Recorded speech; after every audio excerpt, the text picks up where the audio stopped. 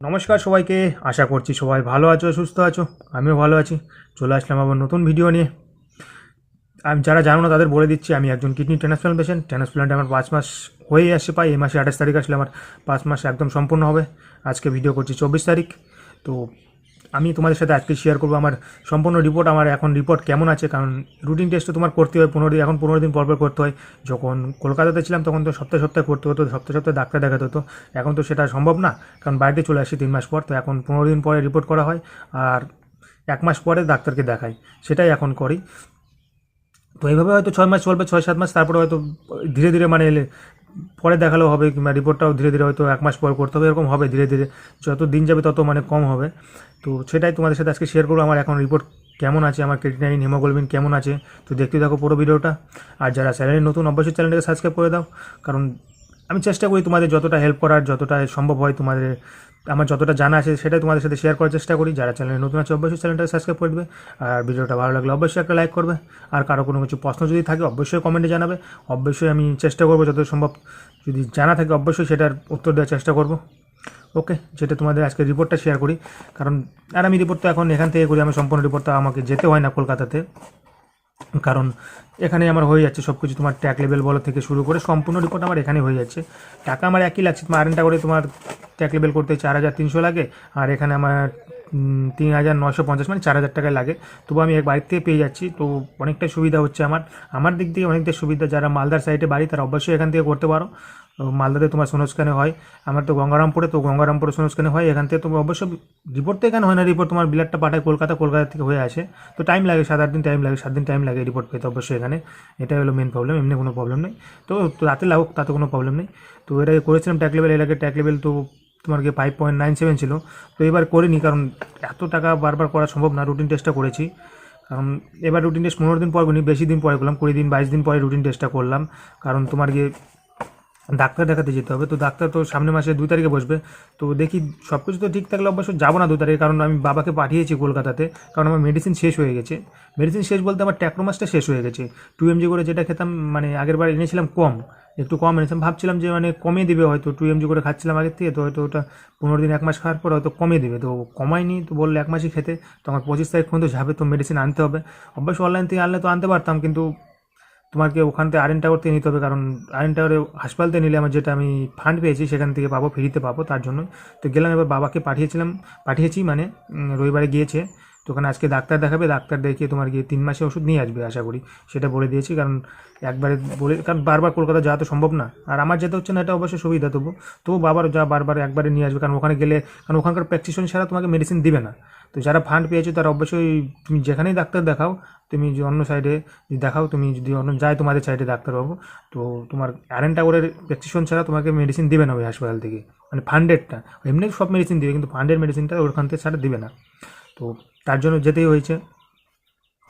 তার জন্য বাবাকে পাঠিয়েছি, বাবাকে রিপোর্ট দিয়ে পাঠিয়েছি, রিপোর্ট দিয়ে ওখান থেকে কী হয় দেখে তারপরে তোমাকে পাঠাবে, মানে পাঠাবে বলতে ওষুধ নিয়ে আসবে। তো চলো তোমাদের সাথে শেয়ার করি আজকে রিপোর্টটা আমার কেমন আছে এখন।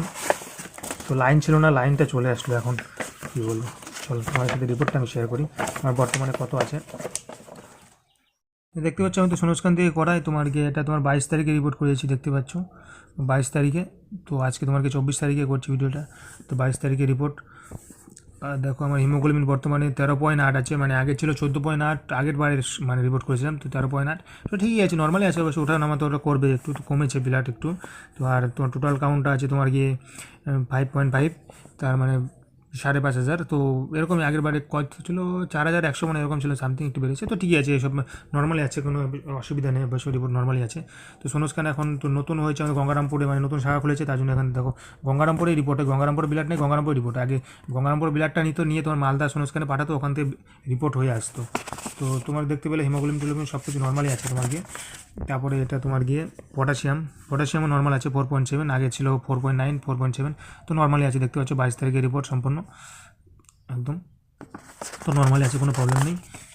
ঠিক, এটা ঠিক আছে, কারণ পটাশিয়ামটা আমার তো বেশি থাকে না, ওটাই সব থেকে প্রবলেম, এমনি কোনো প্রবলেম নেই। এই দেখতে পাচ্ছ 22 তারিখে এটা তোমার গিয়ে ফাস্টিং তোমার গিয়ে আছে আমার গিয়ে 83। তো সুগার তো আমার নেই, আগের থেকে ছিল না, তো 83 আছে। তারপরে সেরকম ক্রিয়েটিনিন আছে তোমার গিয়ে 1.05। ক্রিয়েটিনিনটা কমেছে, কারণ এটা কমলে ভালো লাগে, মনটা মানে খুশি লাগে, কারণ তোমার গিয়ে আগে ছিল 1.20 ছিল, তার আগের বার করলাম 1.15 ছিল, তো ওখান থেকে বেড়ে 1.20। তো এবার তো কমেছে অনেকটাই, 1.05 হয়েছে। তো ভালো লাগে এটা। একের নিচে এখনও আমার যায়নি ট্রান্সপ্লান্টে পড়ে, তো এটাই সব থেকে বেশি কমলো 1.05। এছাড়া 1.07 পর্যন্ত ছিলাম ওখানে কলকাতাতে, 1.05 কমেছে অনেকটাই।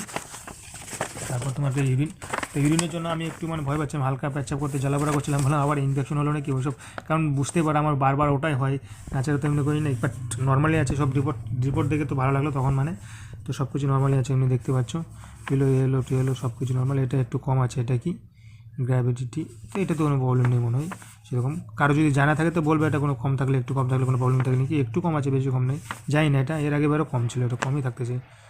সুইটি গ্র্যাভিটি কেন যায় আমি জানি না, এটা আমার জানা নেই। তারপর নাচারা তো সব কিছু নর্মাল, ফরিন টরিন কোনো কিছু যাচ্ছে না, অ্যাবসেন্ট আছে, ব্লাড টিলাড সব কিছু নীল, সব কিছু অ্যাবসেন্ট, ঠিক আছে। তোমাকে এদিকে তোমাকে পার্সেল টার্সেল সব কিছু নর্মাল আছে, দেখতে পাচ্ছ।